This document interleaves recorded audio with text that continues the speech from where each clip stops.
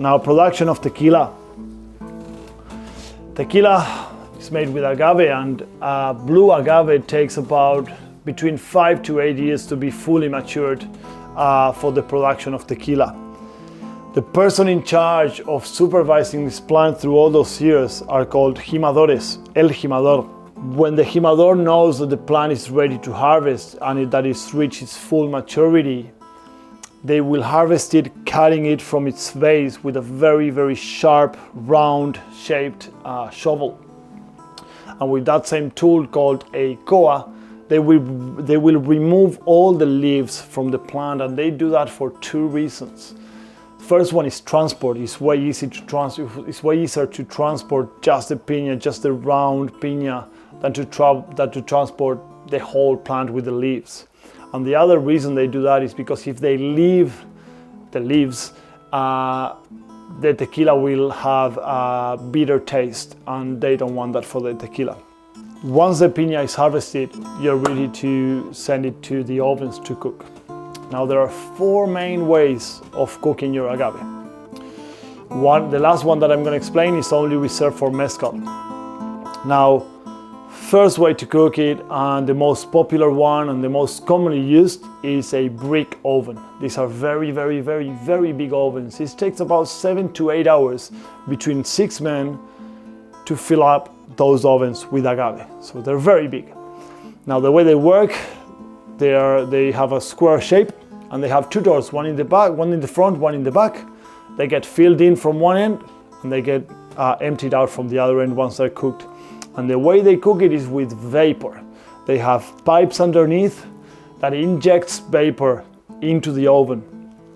And this process of cooking takes between 24, 48, and even 50 hours, 54, 72 hours, depending on the oven and depending on the quantity of agave that you're putting into the oven.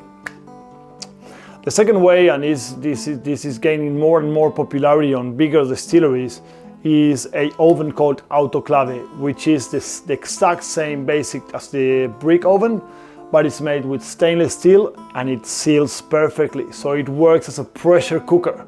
So no heat is escaping the oven, and it's still cooked with vapor.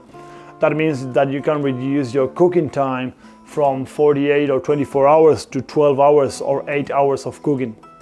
And that's a massive difference, and it doesn't affect the end product, the final. It doesn't affect the flavor of your tequila. The third way of cooking agave for the tequila is not even cooking the agave, and it's not recommending, and a lot of the serious producers of tequila don't like this method. And it's a very big square machine where agave is broken into pieces without being cooked, and then water is injected at very, very, very, very high pressures with chemicals to remove the starch and the sugars of the agave. So if you hear about a brand that is doing that, don't drink that tequila, because it's very cheap quality tequila. It's just not good. And the fourth way you have to cook your agaves, which is, again, it's only for mezcal, is they do a very big round pit in the floor.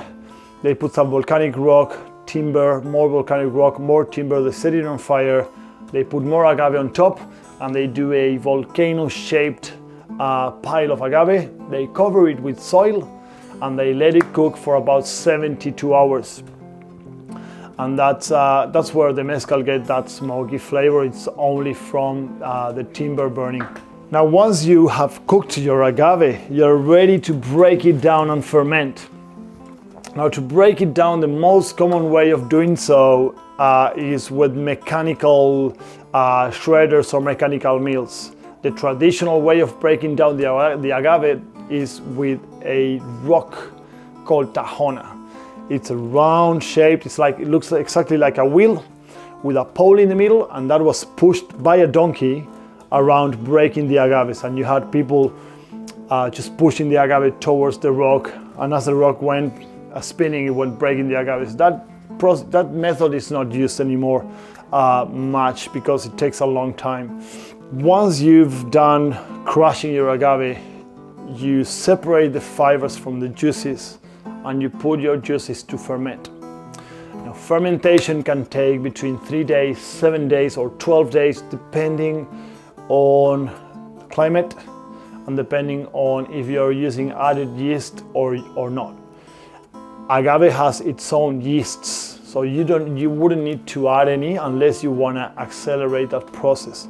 And there's not a massive difference on your end product or flavor of your tequila. Once you ferment it, your agave, you will have all your sugars turn into alcohol. You're ready to distill for distillation. For those of you who do not know what distillation is the process in which you separate a liquid substance, a liquid mix. You separate the alcohol from that. In this case would be alcohol, it can be anything else. So alcohol evaporates at about 80 degrees and water evaporates at 100 degrees. That means that alcohol will evaporate a bit quicker than water. So when you heat that substance, you separate the alcohol, and the first you will distill the tequila twice. The first time you distill it, on the other end you'll get a clear spirit that is 20% alcohol, and that is called ordinario. And then you'll distill that a second time and you will get again a clear spirit, but in this time you'll get it to 50% alcohol, and that is called rectificado or rectification. Now once you're done with your distillation, you are ready to bottle your tequila or to age your tequila. First, of course, most distilleries will add some water to that to cut it down. Most tequilas will be 38%, 40% ABV.